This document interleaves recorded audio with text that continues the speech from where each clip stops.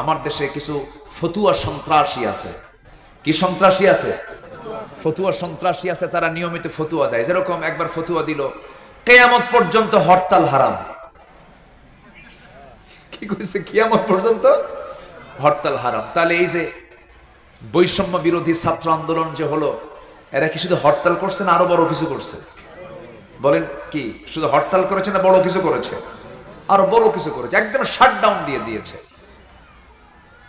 একদম শাটডাউন দিয়ে জুলুম শাহীকে, লেডি ফেরাউনকে তারা পতন ঘটায় ছেড়েছে। তাহলে তাহলে যারা বলতেছে যে কিয়ামত পর্যন্ত হরতাল হারাম, এই ফতোয়া পাইলো কোথায়? মুখে যা আসে তাই বলে ফেলে। না, মুখে যা আসে তা বলা যাবে না। মুখে যা মনে আসে তা, মনে যা আসে মুখ দিয়ে তা প্রকাশ করা যাবে না। আল্লাহ যা বলতে বলেছেন তাই বলতে হবে। আল্লাহ যতটুকুন বলতে বলেছেন ততটুকুন বলতে হবে। আমার ভাইয়েরা, ইয়াতলুল্লাহ ইলা খালকিহি ফি লাইলাতিন নিসফি মিন শাবান ফায়াগফিরু লিজামিই খালকিহি ইল্লা লিমুশরিকিন আও মুশাহিনিন। আরেকটা হাদিসে আসছে নবী হুরায়রা রাদিয়াল্লাহু তাআলা আনহু قال قال رسول الله صلى الله عليه وسلم اذا كان ليله النصف من شعبان يغفر الله لعباده الا لمشركين او مشاحنين। শাবান মাসের 14 তারিখ দিবাগত রাত যখন কারোর সামনে হাজির হয়ে যাবে, এই রাতের বৈশিষ্ট্য হলো আল্লাহ রাব্বুল আলামিন এই রাতে বান্দার সমস্ত গুনাহগুলোকে মাফ করে দেন। জোরে বলি সুবহানাল্লাহ। শুকরিয়া। জি, বসো। তাহলে আবু হুরায়রা রাদিয়াল্লাহু আনহু থেকে বর্ণিত একদম সহিহ হাদিস, তিনি বলেছেন শাবান মাসের দিবাগত রাত, অর্থাৎ আগামী কালকে, যেটা রমজানের ঠিক 15 দিন আগে, 14-15 দিন আগে, মানে নিসফে শাবান, শাবানের ঠিক অর্ধেক যে রাতটা, মাঝামাঝি যে রাতটা, 14 তারিখের দিবাগত রাতটাই হলো সেই মহিমান্বিত রজনী। এটাকে আমরা যদি সূরা দুখানকে নিয়ে মিলাই, এটা ঠিক হবে না। সূরা দুখানের সাথে এটার সম্পর্ক নেই, এটা হাদিসের সাথে সম্পর্ক। একাধিক হাদিস এসেছে, এর মধ্যে একটা হাদিস, আমি দুটো হাদিস আপনাদের সামনে প্রেজেন্ট করেছি, যেহেতু কালকে তো এটা বলে ফেলি। কিন্তু এই রাত উপলক্ষে অনেকে আবার একটু রুটি বানায়, যদি আজকের রাতে যদি ভালো খাওয়া হয় সারা বছর ভালো খাওয়া হবে, এরকম কিছু কিছু নাই বলেন? আচ্ছা, এটা অতিরিক্ত বাড়াবাড়ি, এটার কোনো ভিত্তি নেই, এটার কোনো ভিত্তি নেই। তবে হ্যাঁ, আমার নবীজি আম্মাজান আয়েশা বর্ণিত তার একটা হাদিসে আসছে, রাসূল হঠাৎ করে গভীর রাত্রিতে আম্মাজান আয়েশার পার্শ্ব থেকে তিনি উঠে চলে গেলেন, উনি নাই। আম্মাজান আয়েশা সিদ্দিকা রাদিয়াল্লাহু আনহা তাকে খোঁজার জন্য বের হলেন। বের হয়ে দেখলেন তিনি কবরবাসীর জন্য দোয়া করছেন। এমন সময় বলা হলো, ইয়া রাসূলুল্লাহ, আপনি গভীর রাত্রিতে এই জায়গায় কেন? রাসূল সঙ্গে সঙ্গে বললেন, তুমি আয়েশা, তুমি কি জানো এই রাত্রে বান্দা যা চাবে সব চাও আল্লাহ রাব্বুল আলামিন কবুল করে নেবেন এবং বান্দার সকল গুনাহ মাফ করে দিবেন। ইল্লা তবে হ্যাঁ, তাদেরকে মাফ করা হবে না, 3 শ্রেণীকে মাফ করা হবে না। এর মধ্যে 1 নম্বর শ্রেণী হলো মুশরিক। কি বলেন তো? মুশরিক। আমার দেশের নামাজি মুশরিক আছে, আমার দেশের নামাজি কাফের আছে, আমার দেশের নামাজি ফাসিক আছে। নামাজও পড়ে কিন্তু সে কাফের, নামাজও পড়ে সে মুশরিক, নামাজও পড়ে সে মুনাফিক। আমার দেশে আছে না নাই? হয়তো আপনি মনে করছেন, হুজুর এমন একটা কথা আপনি বলেন যে কথা আমি কোনোদিন হয়তো বেশি শুনি নাই, এমন করে বললেন কেন? নামাজ আবার কাফের হয় কেমনে? নামাজি কেন কাফের হবে না? এমন নামাজ আমার দেশে আছে যে নামাজও পড়ে কিন্তু আল্লাহর আইনের বিরুদ্ধেও কথা বলে। আছে কিনা বলেন? নামাজি কাফের, নামাজি কাফের। কথাগুলো একটু চিন্তা করে শুনবেন। আল্লাহ রাব্বুল আলামিন সোজা ফতোয়া দিচ্ছেন, দুনিয়ার কোন মুফতির ফতোয়া এটা নয়। আল্লাহ বলছেন, ওয়ামান লাম ইয়াহকুম বিমা আনজালাল্লাহ ফাউলাইকা হুমুল কাফিরুন। আমার দেওয়া বিধান অনুযায়ী যারা বিচার কার্য ফয়সালা করবে না, তারাই হলো আমার আল্লাহর ফতোয়ায় তারা হলো কাফের। কার কথা? আল্লাহর কথা। আপনি মানেন না, কি বলে মানতে পারেন না, আল্লাহর বিধান সমাজে চালু করতে পারছেন না, এটা ভিন্ন কথা, কিন্তু আল্লাহর বিধান চলবে না এই কথা বলে নামাজ পড়ে লাভ আছে? আস্তে নামাজ পড়ে লাভ আছে? নাই। হজ করে লাভ নাই, দান সদকা করে লাভ নাই। এই জন্য আমার বন্ধুগণ, ওই সমস্ত হালতে যাওয়া যাবে না, কুফরি হালত গ্রহণ করা যাবে না, মুনাফিকের হালত গ্রহণ করা যাবে না, ফুসুকের পথ সম্পূর্ণরূপে ছাড়তে হবে। কালকের রাতটা আসতেছে, এই সমস্ত গোল্ডেন নাইট গুলো আল্লাহ পাক দিয়েছেন, সোনালি রাত, এইগুলো চান্স জীবনে বারবার নাও আসতে পারে। আগামী রাতটাকে আমরা ভাববো আমার জীবনের শেষ নিসফে শাবান হতে পারে। রমজান প্রিপারেশন এটা আমার আপনার জন্য। আমার নবীজি শাবান মাসে, রমজান মাসের পরে যে মাসে সবচেয়ে বেশি রোজা রেখেছেন, সেই মাসের নামটা কি বলেন? বলেন বলেন, কি মাস? শাবান মাস। রজব আসতো যখন, তখন তিনি প্রিপারেশন শুরু করে দিতেন। হয়তো রমজান মাস অনেক লেবারের জন্য কষ্ট হবে, শ্রমিকের জন্য কষ্ট হবে। সাহাবীদের আমল ছিল এমন, তারা আগের 2 মাস সবগুলো কাজগুলো কাভার করে নিতেন, প্রিপারেশন নিয়ে নিতেন।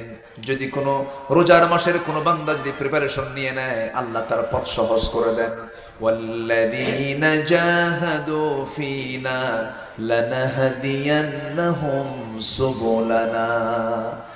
যে বান্দা আমার পথে আসার জন্য চেষ্টা করে, সেই বান্দাকে আমি তার জন্য একটা রাস্তা নয়, অসংখ্য রাস্তা বের করে দেই। জোরে বলি সুবহানাল্লাহ। এই জন্য আমার বন্ধুগণ, সামনের রাত, একটা রাত আসতেছে, আগামীকালকের রাত, বরকতময় রাত্রি, আমরা এটাকে কাজে লাগাবো। জোরে বলি ইনশাআল্লাহ, জোরে বলি ইনশাআল্লাহ। মুশরিককে মাফ করবেন না। মুশাহিন হাদিসে আসছে, ইল্লা লিমুশরিকিন আও মুশাহিনিন। আরেকটা হচ্ছে হিংসুককে আল্লাহ রাব্বুল আলামিন মাফ করবেন না।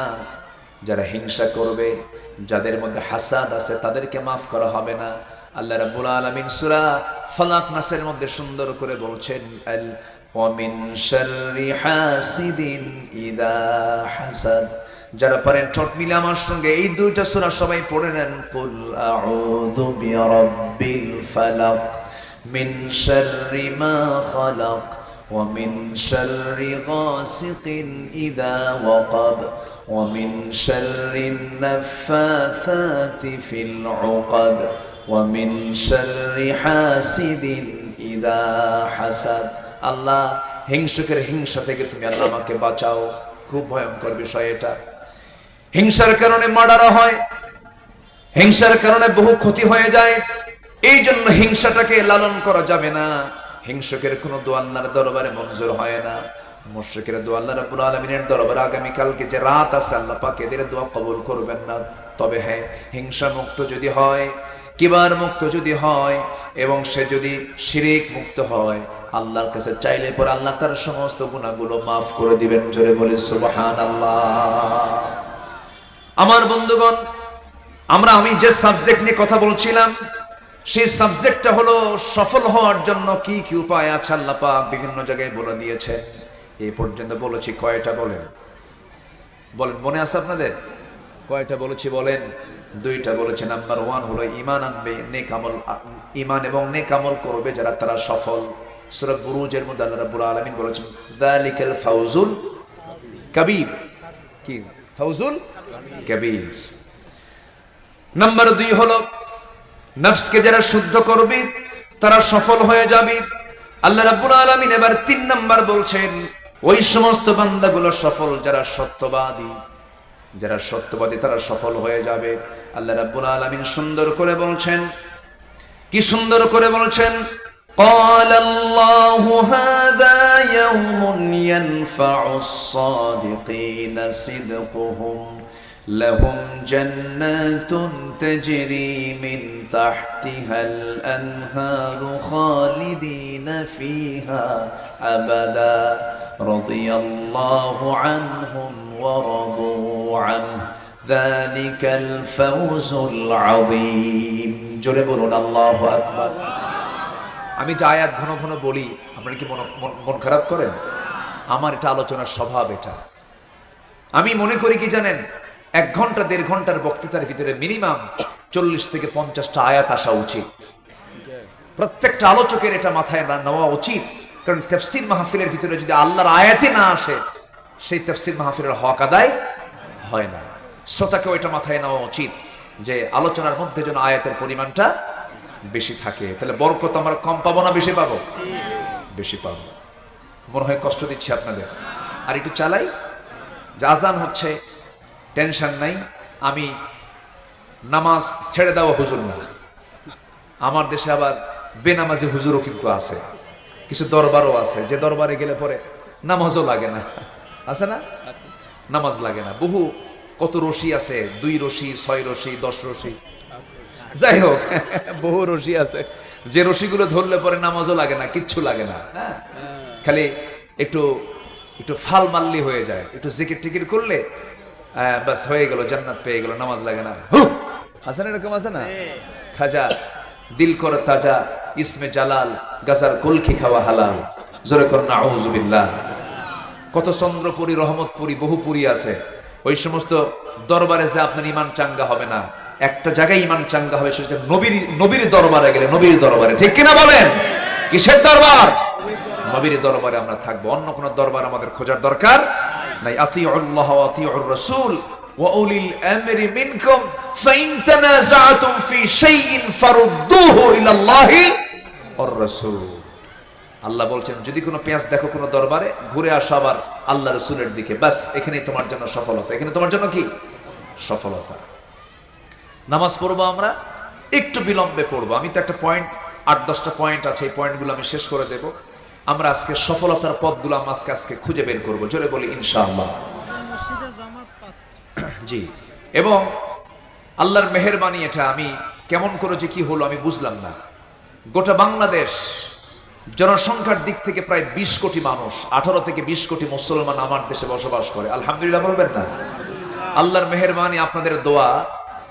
এমন কোন থানা নাই যে থানাতে এই নগণ্য আব্দুল্লাহ আল আমিন যায় নাই। শুধু সেন্ট মার্টিন দ্বীপে আমার আনুষ্ঠানিকভাবে মাহফিলটা আমার করা হয়নি। তাছাড়া আমি এই বিচ্ছিন্ন দ্বীপ হওয়ার কারণে শুধু এই জায়গাটা বাদে বাংলাদেশের এমন কোনো জায়গা নাই এই 26 বছরে আল্লাহ পাক আমাকে নেন নাই। কেউ তো আলহামদুলিল্লাহ বললেন না? গিয়েছি।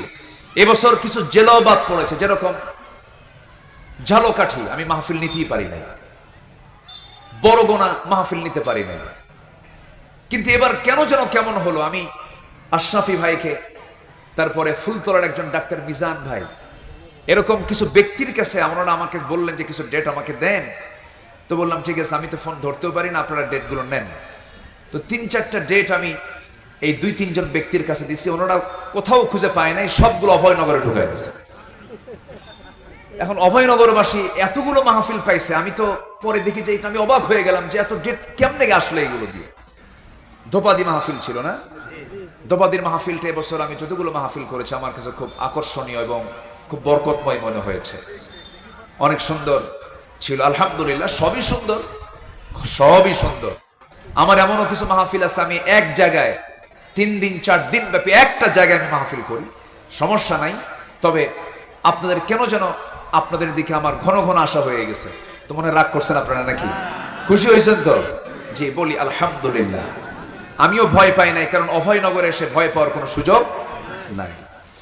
নাম্বার 3, সত্যবাদী হওয়া। সত্যবাদী বিফল হবে না, সফল হবে। দেখেন 16 বছর যে যারা ছিল তারা কি সত্যের উপরে ছিল না মিথ্যার উপরে ছিল? বলেন সত্যের উপরে না মিথ্যার উপরে? টেলিভিশন খুললেই খালি কি কথা বলেন, কি কথা বলেন তো? খালি বলতো যুদ্ধাপরাধী, মানবতা বিরোধী অপরাধী, রাজাকার, আল বদর আর শামস, আর কি জঙ্গি। 6 মাস, এই যে 6 মাস নতুন সরকার, অস্থায়ী সরকার, তারা দেশ চালাচ্ছে। বলেন তো কোথাও কি পর্যন্ত কোন অভিযানে কোন জঙ্গির নাটক হয়েছে? কোথাও কি দেখেছেন আপনারা? কোথাও না। এই 6 মাস কোন জঙ্গির কোন অভিযান দেখতে পেলাম না।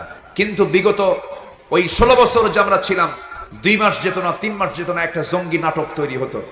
অমুক জায়গায় অভিযান করে ৩-৪ জনকে গ্রেফতার করতে সফল হয়েছে র‍্যাব, এবং ফেরার পথে পালাতে নিয়ে গুলি করতে নিয়ে ক্রস ফায়ারে ৩টা মরে গেছে। এই নাটকগুলো আমরা দেখেছি 16 বছর। এই 6 মাস যাবত এই নাটক আর দেখি না, কারণ এই নাটকের যিনি নাট্যকার তিনি এখন দিল্লি গিয়ে বসে আছেন, ঠিক কিনা? দিল্লি গিয়ে বসে আছেন। সত্যবাদী হব আমরা, সত্যের কোনো পরাজয় নাই, সত্যের কোনো বিফলতা নাই। আমরা সত্য নিয়ে থাকবো, আমরা সত্যকে লালন করলে আল্লাহ রাব্বুল আলামিন বিজয় দিয়ে দিবেন। নাম্বার 4 হলো যারা তাকওয়া অর্জন করবে, আল্লাহকে যারা ভয় করবে, যারা আমার বন্ধুগণ, আল্লাহ রাব্বুল আলামিন সুন্দর করে বলছেন মাইয়ুতিইল্লাহা ওয়া রাসূলাহু ওয়া ইয়াখশাল্লাহা ওয়া ইয়াত্তাকিহি ফাউলাইকা হুমুল ফাইজুন। জোরে বলুন আল্লাহু আকবার। সূরাতুন নূর আয়াত নাম্বার 52 আল্লাহ রাব্বুল আলামিন বলছেন যারা আমার আনুগত্য করবে এবং আমার নবীর যারা আনুগত্য করবে। আনুগত্য কাকে বলে দেখেন, সাহাবা কেরামদের জীবনের দিকে তাকায় দেখেন কি আনুগত্য তাদের মাঝে ছিল। শুধু বলেছেন বদরে যাবে কারা কারা? রমজান মাস ছিল। কোন মাস ছিল বলেন?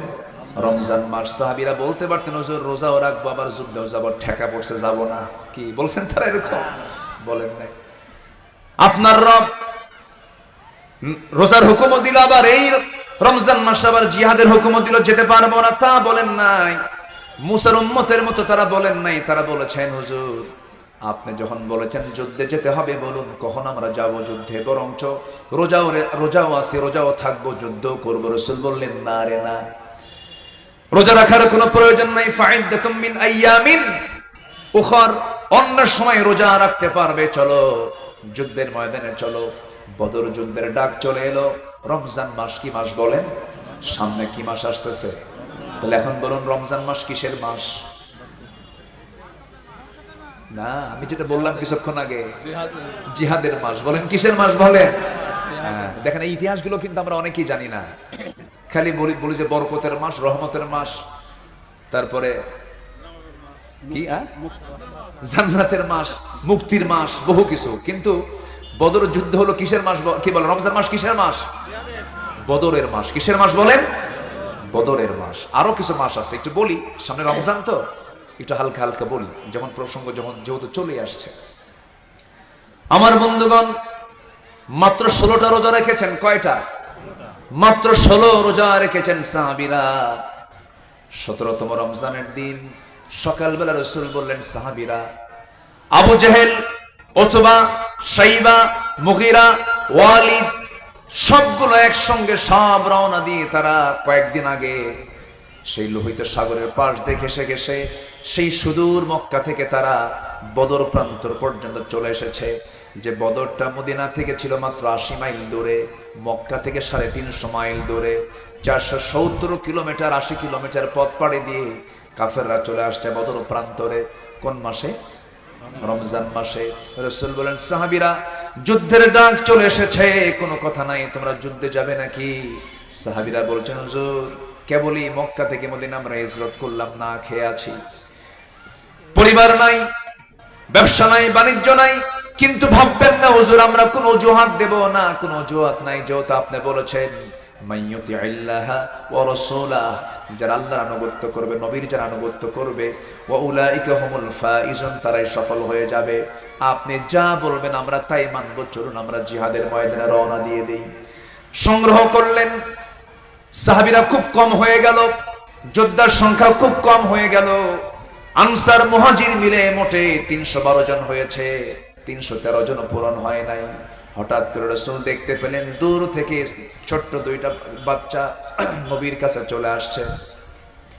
নবীর কাছে এসে দাঁড়ায়া বলছে ইয়া রাসূলুল্লাহ, যুদ্ধের নাকি ডাক শুরু হয়ে গেছে, যোদ্ধার সংখ্যাও নাকি কম, শুনলাম নাকি আবু জেহেলরা যুদ্ধে শামিল হয়ে গেছে, তারা নাকি চলে আসছে আপনাকে মেরে ফেলার জন্য। ছোট্ট 2টা বাচ্চা বলতেছে হুজুর যদি পারমিশন দিতেন আমরা 2 জন যুদ্ধে যেতাম, আবু জেহেলকে দুনিয়া থেকে বিদায় করতাম। রাসূল বললেন ও ছোট্ট মদিনার আফরার ছেলেরা, যুদ্ধ যে করবে তার জন্য ফিটনেস তোমাদের নাই, বাহুবল নাই, গায়ের শক্তি নাই, কেমন করে যুদ্ধের পারমিশন দেব? বড়জন বলে হুজুর আপনি আমার ছোট ভাইকে দিয়েন না, কিন্তু যোদ্ধা তো কম, অন্তত আপনি আমাকে দেন, কিন্তু যোদ্ধার সংখ্যা একটু বেড়ে যাক, আমি ওর চাইতে শক্তি বেশি রাখি। ছোটজন এবার বলতেছে, ইয়া রাসূলুল্লাহ, ওর কথাটা সম্পূর্ণ ভিত্তিহীন কথা, আপনি দুজনকে মারামারি লাগায় দেন, আমি মানুষ ছোট হতে পারি কিন্তু গায়ের শক্তি আমার বেশি। সুবহানাল্লাহ বলবেন। আমার নবীজি কেঁদে ফেললেন। আমার নবীজি বললেন, ঠিক আছে দুজন দেখি কুস্তি লড়াই করো, দেখি কে পারে। দুজন লেগে গেছে, বড়জন ছোটজনকে নিচে ফেলে দিয়েছে। ছোটজন বড়জনের কানের মধ্যে মুখ ঢোকায় বলে, ভাই রে, একসঙ্গে খাই, ঘুমাই, খেলাধুলা করি, তুমি একা একা যুদ্ধে যাবে, এটাকে মানায় নাকি? তোমার জন্য একটু গায়ের শক্তি কমায় দাও। নবীজি দেখে টের পেয়ে গেলেন রাসূল মুস্কি মুস্কি হাসতেছে। ছোটজন বড়জনকে নিচে ফেলে দিয়ে উপরে বসে আছে। রাসূল দুজনকে আস্তে করে টান দিয়ে বুকের সঙ্গে জড়িয়ে ধরে দুজনকে দু কাঁধের নিচে রেখে, দু বগলের নিচে রেখে আকাশের দিকে তাকায় বলছে, আসমানের মালিক আল্লাহ, গায়ের জোর নাই কিন্তু ইমানের জোর আছে, এদেরকে পারমিশন দিয়ে দিলাম। 313 জন ফিলাপ হয়ে গেল। আমার নবীজি যুদ্ধে রওনা দিবেন। রাসূল বলেন, রোজা ভেঙ্গে ফেলো। সাহাবী বলেন, না হুজুর, আমরা রোজাও রাখবো, যুদ্ধ করব। নবীজি সবার সামনে, তাফসীরে আসছে, নবীজি সবার সামনে তিনি রোজা ভেঙ্গে ফেললেন। তাহলে রোজা রাখাও ফরজ, রমজান মাসে রোজা ভাঙ্গাও, আসতে কয় কেন? রোজা ভাঙ্গাও ফরজ, ভেঙ্গে ফেলেছেন। তাহলে এমন একটা ইবাদত জিহাদ, এমন একটা ইবাদতের নাম জিহাদ, এমন একটা ইবাদতের নাম যে ইবাদতকে পূরণ করতে গিয়ে রোজার মতো ফরজ ইবাদতকে ভাঙ্গা জায়েজ আছে। আল্লাহু আকবার বলবেন না? আমার নবীজি ভেঙ্গে ফেললেন রোজা, সাহাবীরা ভেঙ্গে ফেললেন। নবীজি রওনা দিলেন, বদর প্রান্তরে গিয়ে পৌঁছে গেলেন। সাইয়েদনা আলী রাদিয়াল্লাহু আনহু সবার সামনে গিয়ে দাঁড়িয়েছেন। যোদ্ধারা সব দাঁড়ায় গেছেন, না খাওয়া। মাত্র মক্কা থেকে মুহাজিররা মদিনায় এসেছেন, সম্পদ নাই, টাকা নাই, পয়সা নাই, কিচ্ছু নাই, শিশু ইসলাম তখন। তরবারি দিলে দিতে পারলেন না। রাসূল সবার হাতে খেজুরের ডাল হাতের মধ্যে নিয়েছেন। ঘোড়া নাই, পায়ে পায়ে হেঁটে 80 মাইল দূর অতিক্রম করে বদর প্রান্তরে চলে গেছে। না খাওয়া সাহাবী, রোজা রেখেছেন 16টা। কি ট্রেনিং তারা নিয়েছেন? মাত্র 16 রোজা রেখে তারা যুদ্ধে চলে যাচ্ছেন। কি রোজার ট্রেনিং! আল্লাহু আকবার বলেন। যুদ্ধের ময়দানে আমার নবীজি দেখতে পেলেন কাফেরদের মধ্য থেকে 3 জন নেতা সামনে আসলো। সম্মুখ যুদ্ধ শুরু হয়ে গেছে। এই 3 জন কাফেরকে 3 জন সাহাবী জাহান্নাম পাঠায়া দিলেন। এরপরে যুদ্ধ শুরু হয়ে গেছে। সবাই কাতারে কাতারে দাঁড়ায় গেছে। ছোট্ট 2টা বাচ্চা, মাজ এবং মুআজ, ওই মদিনার আফরার ছেলে 2 জন। এই 2 জন করেছে কি? এই 2 জন সামনের কাতারে, সামনের লাইনে তারা দাঁড়ায় আছে। 2 জন মাঝখানে, একজন সাহাবীকে মাঝখানে দাঁড় করায় রাখছে। সেই সাহাবীকে লক্ষ্য করে বলছে, ও চাচা, আমরা কিন্তু আজকে যুদ্ধ করতে আসছি, কারো বিরুদ্ধে যুদ্ধ করতে আসি নাই, আমরা যুদ্ধ করতে আসছি হলো আবু জেহেলের বিরুদ্ধে। কেন? আমরা শুনেছি আবু জেহেল নাকি রাসূলকে খুব কষ্ট দিয়েছে, আবু জেহেল নাকি রাসূলকে খুব মেরেছে। ফাত্তাবিউনি ইউহিব্বুকুমুল্লাহ ওয়া ইয়াগফির লাকুম যুনুবাকুম, আল্লাহু গফুরুর রহিম। এই আচরণ নাকি করেছে। সঙ্গে সঙ্গে ওই সাহাবী আশ্চর্য হয়ে বলতেছে, আহারে ছোট মানুষ, নবীর প্রতি মোহাব্বতটা কি! আশ্চর্য হয়ে বলতেছে, কি করবা, শুধু দেখায় দাও। বলতেছে, ওই যে দেখা যায় দূর থেকে, ওই যে ঘোড়ার পিঠে 2টা পা ছেড়ে দিয়ে আছে, চতুর্দিকে কাফেররা, কুরাইশরা তাকে পাহারা দিচ্ছে। ওটাই হলো কুরাইশদের লিডার আবু জেহেল। বলতে দেরি হলো, যেতে দেরি হলো না। সিংহের মতো গর্জন দিয়া, বাজ পাখির মতো উড়ন্ত হয়ে দৌড় মেরে চলে গেছে। কিন্তু কাফেররা, কুরাইশরা টের পায় নাই। ছোট্ট মানুষ অবহেলার চোখে দেখেছে, কোন গ্রুপের তারা টের পায় নাই। আস্তে আস্তে করে কৌশল করে একদম সরাসরি সামনে চলে গেছে। 2 পায়ের 2 পাশে, ঘোড়ার 2 পাশে 2 জন দাঁড়ায় গেছে। বড়জন চোখ টিপে মেরে আল্লাহু আকবার বলে সজোরে 2 জন মিলে আঘাত করেছে আবু জেহেলের 2 পায়ে। আবু জেহেল ওই যে 2 পা আঘাত পেয়ে সে ধরাশয়ী হয়ে জমিনে পড়ে গেছে। কোমর সোজা করে আবু জেহেল আর কখনো দাঁড়াতে পারে নাই। জোরে বলি আল্লাহু আকবার। আর দাঁড়াতে পারে নাই। আবু জেহেল ধরাশয়ী হয়ে পড়ে গেল। কিন্তু এইদিকে ফলাফল কি হলো? বড় ভাই মুআজ কাফেরদের দ্বারা আক্রান্ত হয়ে গেলেন। পিছন দিক থেকে এক কুরাইশ এসে তার ডান হাতে মেরে দিল। ডান হাতের ঝুলন্ত, ডান হাতের সেই রাখা তরবারিটা ঝনঝন করে পড়ে গেল। এক আঘাতে ডান হাতটা চামড়ার সঙ্গে ঝুলতে লাগলো। তরবারি পড়ে গেছে, দৌড় মেরে গিয়ে বাম হাতে তরবারি তুলে নিয়েছেন, বাম হাতে যুদ্ধ চালাচ্ছেন। কিন্তু ঝুলন্ত চামড়ার সঙ্গে ঝুলন্ত হাতটা বারবার এসে বাম হাতে ধাক্কা খায়, তরবারি চালাতে ডিস্টার্ব হচ্ছে মনে করে যুদ্ধ করতে করতে এক পর্যায়ে ডান হাতটা বাম পায়ের নিচে রেখে এত জোরে টান মারলেন হাতটা ছিটকে পড়ে গেছে। বাম হাতে যুদ্ধ চালালেন, আরেকটা কাফের এসে বাম হাতেও মেরে দিল, বাম হাতটাও কেটে গেল। দুই হাত নাই, যুদ্ধ করবেন কি দিয়া? একাকী পড়ে গেলেন। একজন কাফের এসে তার গর্দান বরাবর মেরে দিল, মস্তকটা ছিটকে চলে গেল। দুই হাত চলল, দুই হাত চলে গেল, দুই হাত চলে গেল, মাথাটাও চলে গেল।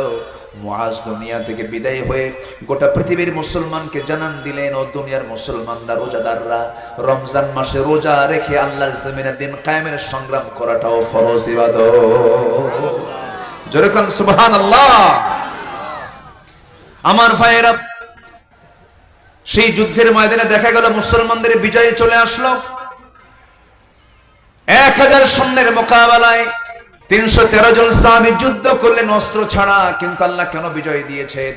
তাদের ঈমানটা পরিপূর্ণ ছিল। ওয়ালাকাদ নাসারাকুমুল্লাহু বিবাদরিন ওয়া আনতুম আযিল্লাহ। তোমরা অসহায় ছিলে, কিন্তু আমি আল্লাহ হাজার হাজার ফেরেশতা কাতারে কাতারে নাজিল করে আমি তোমাদেরকে বিজয় দিয়েছি। জোরে বলি সুবহানাল্লাহ।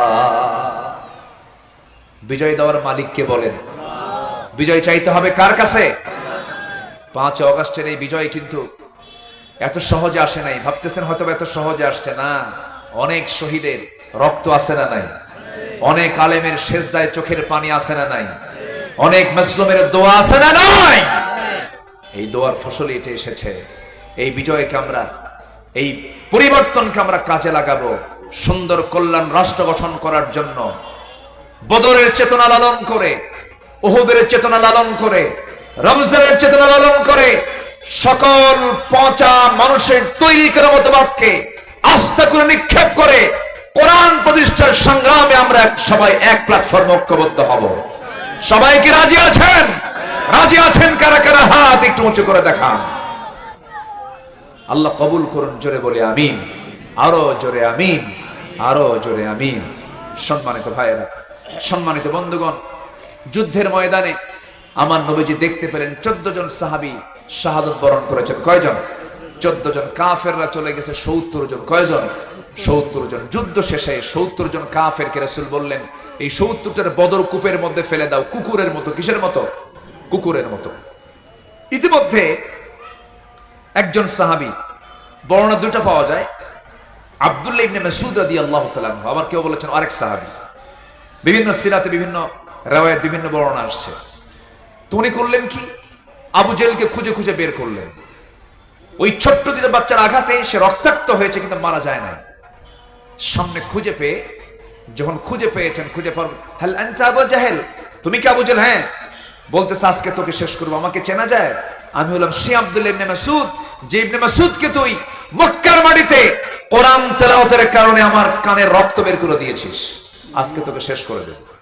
এই কথা বলি তিনি করলেন কি? তার মস্তকটা ছিন্ন করে ফেললেন, মস্তকটা আলাদা করে ফেললেন।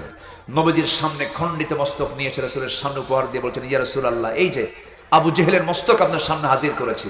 রাসূল এটাকে দেখে বললেন, সব উম্মতের জন্য একটা ফেরাউন থাকে, আমার উম্মতের ফেরাউন আবু জেহেল আজকে খতম হয়ে গেছে। আল্লাহু আকবার বলেন। ইসলামের বিজয় এমনি এমনি আসে নাই। ইসলাম এমনি এমনি প্রতিষ্ঠা পায় নাই। রক্ত ঝরালে ইতিহাস পাল্টে যায়, ঠিক কিনা বলেন? 5 আগস্ট থেকে রক্ত ঝরে নাই, ইতিহাস পাল্টে গেছে। আমরা এই ইতিহাসকে ধারণ করে একটি সুন্দর কল্যাণ জনপদ গঠন করার জন্য, সফল হওয়ার জন্য আমরা কার পরামর্শ নেব? আসতে বলবেন, কার পরামর্শ নেব? যদি আল্লাহর পরামর্শ না নেই, আবার কিন্তু একই পথেই একই লাইনেই আমরা আবার সেই আগের অবস্থায় ফিরে যাব। এই জন্য আসুন আমরা বারবার না ভুল করি, আল্লাহর বিধানকে আমরা চাবো জীবনের এক জায়গায় না সব জায়গায়, সব জায়গায়। নাম্বার 5, ধৈর্যশীলতা। আমরা ধৈর্যশীল যদি হই, সফলতা কে দিবেন? আসতে বলেন, কে দিবেন? আল্লাহ। আল্লাহ তাআলা ধৈর্যশীলের জন্য সফলতা দিবেন। আল্লাহ পাক বলেছেন, বিমা সাবারু আন্নাহুম হুমুল ফাইজুন। যারা ধৈর্যশীল হবে আল্লাহ পাক তাদেরকে সফল করবেন। নাম্বার 6 হচ্ছে, আল্লাহ এবং রাসূলের যারা আনুগত্য করবে আল্লাহ তাদেরকে সফলতা দিয়ে দিবেন। নাম্বার 7 হচ্ছে সৎ কাজের আদেশ দেওয়া এবং অসৎ কাজের বাধা যারা দেবে তারাও সফল হবে। কার কথা? জি, আল্লাহ রাব্বুল আলামিন বলেন, ওয়ালতাকুম মিনকুম উম্মাতুন ইয়াদউনা ইলাল খায়রি ওয়া ইয়া'মুরুনা বিল মা'রুফি ওয়া ইয়ানহাউনা আনিল মুনকার ওয়া উলাইকা হুমুল মুফলিহুন। জোরে বলুন আল্লাহু আকবার। তোমাদের মধ্যে এমন একটা দল থাকা দরকার, উম্মাহ থাকা দরকার, এমন একটা জাতি থাকা দরকার যারা মানুষকে সৎ কাজের আদেশ দেবে, অসৎ কাজের বাধা প্রদান করবে। এবং এই কাজ যারা করবে, আল্লাহ রাব্বুল আলামিন বলছেন উলাইকা হুমুল মুফলিহুন, এরাই হলো সফল কাম। জোরে বলে সুবহানাল্লাহ। সূরা আলে ইমরান 104 নম্বর আয়াত আল্লাহ রাব্বুল আলামিন ক্লিয়ার করে দিয়েছেন। আমার অনেক মা বোন আজকের মাহফিল আসছেন, মা বোন যারা আসছেন সময় তো যেহেতু অল্প, কিন্তু আজকে শুনেছি পুরুষের চাইতে মায়েরা 3-4 গুণ বেশি আসছে। আলহামদুলিল্লাহ বলেন, জোরে বলি আলহামদুলিল্লাহ। মাদের উদ্দেশ্য যেটা বলতে চাই, আমার মা ইদা সাল্লাত খামসাহা, 5 ওয়াক্ত নামাজটা রেগুলার একটু পড়ার চেষ্টা করবেন। নামাজের কথা আল্লাহ বলেছেন একবার না বারবার। বলেন বলেন, একবার না বারবার। আমরা বলবো একবার না বারবার। বারবার বলবো, বারবার বললে পরে তার গুরুত্ব কমে না বাড়ে। মাহফিলও বারবার বলবো, বাড়িতে আপনি বাবা বারবার বলবেন, আপনি মা বারবার বলবেন। বাড়িতে নামাজের পরিবেশ তৈরি করে দিবেন। দেখবেন নামাজের পরিবেশ তৈরি হলে পর্দার পরিবেশ চলে আসবে, পর্দার পরিবেশ তৈরি হলে পরে জান্নাতি পরিবেশ চলে আসবে। বাড়িতে দর্শের পরিবেশ চালু করে দিবেন। বাড়িতে শুধু একটাই জিকির হবে। কার জিকির বলেন? আল্লাহর জিকির হবে। খাইতে কার নাম, বসতে কার নাম, ঘুমাতে কার নাম, সমস্ত দোয়া মাসনুন দোয়াগুলো বাড়ির প্রত্যেক সদস্যকে শেখায় দিবেন। যে কোনো কাজ যখন করতে যাবেন সমস্ত কাজের মধ্যে আল্লাহর জিকিরটা ঢুকায় দিবেন। সর্বক্ষণিক দোয়া জিকিরের মধ্যে পরিবার চলবে। দেখবেন আপনার পরিবারে এমন রহমত বর্ষিত হবে যে আপনার পরিবারে কোনোদিন সহজে রোগ আসবে না, শোক আসবে না, কষ্ট আসবে না, কোনো ক্লেশ আসবে না। বরকত দিয়ে দিবেন, অবারিত তিনি আমার কে। আল্লাহ পাক মাদেরকে সুন্দর বাড়ি গোছানোর তৌফিক দান করুন। শুধু শোকেস গোছালে হবে না, আলমারি গোছালে হবে না, কাপড় চোপড় গোছালে হবে না, গোছায় নিতে হবে ইমানকে। কি গোছায় নিতে হবে? ইমানকে গোছায় নিতে হবে। আল্লাহ পাক মাদেরকে বোঝার তৌফিক দান করুন। জোরে বলি আমিন। নাম্বার 8 হলো আল্লাহ রাব্বুল আলামিন বলেন, তওবা যদি করতে পারো আমি তোমাকে সফলতা দিয়ে দেব। তুবু ইলাল্লাহি জামিআন আইয়ুহাল মুমিনুনা লাআল্লাকুম তুফলিহুন। যদি তওবা করতে পারো তোমরা সফল হবে। আমি কিন্তু আজকে মুফলিহুন, তুফলিহুন, ফাউজুন কাবীর, ফাউজুন আযীম, এটা নিয়েই কিন্তু আমি আছি। ঠিক আছে না? জি, আমরা আজকে এই বিষয় নিয়ে আমরা আজকে শেষ করার চেষ্টা করব। জোরে বলি ইনশাআল্লাহ। যারা আলেম ওলামা আছেন তাদের কাছে এটার খোরাক হবে একরকম, যারা সাধারণ আছেন তাদের কাছে খোরাক হবে একরকম। তবে আমি চেষ্টা করছি সবাইকে আমভাবে বোঝানোর জন্য। আমরা কি বিফল হতে চাই না সফল হতে চাই? সফল হতে চাই। আমার বন্ধুগণ, নাম্বার 9 হলো প্রকৃত মুমিন যদি হতে পারি সফল হয়ে যাব। খুব কমন আয়াত, যারা পারেন ঠোঁট মিলিয়ে বলুন এই সমস্ত আয়াত সবারই মুখস্থ থাকা দরকার। قد أفلح المؤمنون الذين هم في صلاتهم خاشعون والذين هم عن اللغو معرضون والذين هم للزكاة فاعلون والذين هم لفروجهم حافظون। শেষের দিকে বলছেন ওয়াল্লাযীনা হুম আলা সালাওয়াতিহিম ইউহাফিযুন উলাইকা হুমুল ওয়ারিসুন আল্লাযীনা ইয়ারিসুনাল ফিরদাউসা হুম ফিহা খালিদুন। জোরে বলুন আল্লাহু আকবার। প্রকৃত মুমিন যদি হই আমরা সফল হব। আল্লাহ পাক আগেই সফলতা দিয়ে বলছেন কদ আফলাহাল মুমিনুন, মুমিন যারা হবে তারা সফল হবে। কারা মুমিন? নাম্বার 1, যারা নামাজটাকে সুন্দর করে খুশুর সঙ্গে আদায় করবে। নামাজ পড়ে দুনিয়ার কথা মনে হতে পারে, কিন্তু মনটাকে আবার ঘুরে নিতে হবে কিসের দিকে? নামাজের দিকে। এক বেচারি মসজিদে নামাজ পড়তে গেছে, ইমাম সাহেব 4 রাকাত কি 3 রাকাত করছে। কয় রাকাত? 3 রাকাত করেছে। মুসল্লি একটাও লোকমা দেয় নাই। নামাজ শেষ, এক মুসল্লি এসে বলে হুজুর আমার তো সন্দেহ লাগতেছে, নামাজ তো 4 রাকাত হয় না, 3 রাকাত হয়েছে, কিন্তু তুমি বেটা করছো কি? তুমি আর নামাজের মধ্যে লোকমা দিতে পারো না, তো তুমি বুঝলা কেমনে নামাজ 3 রাকাত হয়েছে? হুজুর আমার মোটে 4টা দোকান, আমি প্রত্যেক রাকাতে একটা করে দোকানের হিসাব মিলাই, প্রত্যেক দিন আসরের সময় এসে আমার 3 দোকান হিসাব মিলছে, কিন্তু আরেকটা দোকান এখনো মেলেই নেই। কি কথা কি বুঝতেছেন? তো এইরকম চিন্তা করে নামাজ পড়লে কি নামাজ হবে? হবে না। নামাজ পড়তে হবে কাকে খুশি করার জন্য, এবং খুশুর সাথে নামাজটা পড়তে হবে, মনোযোগী হয়ে নামাজটা পড়তে হবে। এবং যে নামাজে বেশি মজা পায় তার সঙ্গে আল্লাহর সম্পর্ক বেশি হয়। যার নামাজ যত গভীর হবে আল্লাহর সঙ্গে তার মহব্বত তত গভীর হবে। আমরা নামাজের মধ্যে গভীর ভাবে আল্লাহর সঙ্গে আমরা সান্নিধ্যে যাওয়ার চেষ্টা করব। জোরে বলে ইনশাআল্লাহ। বিফল না সফল হব? বলেন বিফল না সফল হব? সফল হব। মোটামুটি এই কয়েকটা গুণ যদি আমরা অর্জন করতে পারি, মহান রব্বুল আলামিন বলছেন বান্দারে সফল হওয়ার জন্য কোথাও যাওয়া লাগবে না, আমি তোমাকে সফলতা দিয়ে দেব। ফাকাদ ফাজ ফামান যুহজিহা আনিন নার ওয়া উদখিলাল জান্নাহ ফাকাদ ফাজ ওয়া আম্মাল হায়াতুদ দুনিয়া ইল্লা মাতাউল গুরুর। জোরে বলুন আল্লাহু আকবার। সূরা আলে ইমরান আল্লাহ রাব্বুল আলামিন বলেন, সেই তো সফল যে জাহান্নাম থেকে বেঁচে জান্নাতে প্রবেশ করতে পারলো, সেই হচ্ছে মহা সফল। জাহান্নাম ফামান যুহজিহা আনিন নার, যে ব্যক্তি জাহান্নামকে আগুন থেকে দূরে থেকে জান্নাত যে ঢুকতে পারলো, সে সফল হতে পারলো। ফাকাদ ফাজ, সে সফল হয়ে গেল। আর আল্লাহ পাক এবার ওয়াজ করে বলছেন, শোনো, দুনিয়ার জীবনটা ভোগ বিলাস ছাড়া কিছুই নয়, প্রতারণা ছাড়া কিছুই নয়। এই দুনিয়া ছেড়ে কিন্তু আমার কাছে আসতে হবে। ওয়াল্লাহু ইনদাহু হুসনুল মাআব, আল্লাহর কাছে ফিরে যাওয়াটাই সবচাইতে উত্তম প্রত্যাবর্তন স্থল। জোরে বলে সুবহানাল্লাহ। আল্লাহ তুমি সবাইকে আমল করার তৌফিক দিয়ে দাও। জোরে বলি আমিন। বেশ কিছু কথা হয়ে গেল। আল্লাহ রাব্বুল আলামিন সবার জীবনে এগুলো আমল করার তৌফিক দান করুন। যে যেখানে আছেন আমরা আল্লাহর কাছে চাবো, আল্লাহর কাছে প্রার্থনা করবো, আল্লাহ যেন আমাদের জিন্দেগীর সকল গুনাহগুলোকে মাফ করে দেন। এই মাহফিলটার বাস্তবায়নে বিশেষ করে এই গ্রামের, এটা মশরহাটি না, মশরহাটি গ্রামবাসী তারা